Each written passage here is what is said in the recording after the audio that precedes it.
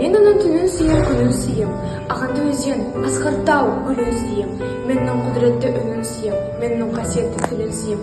Бар жанды күн сүйем, қыбырлаған, бәрі маған отан деп сыбырлаған. Жанын менің, кеудемді жарып шықта, бос бір ғай болының шырылдаған. Отан, отан, бәрінен биік екен, мен оны мәңгілікке сүйіп өтем. Отанды сүйімінде күйік екен, отанды сүйгенде күйік екен.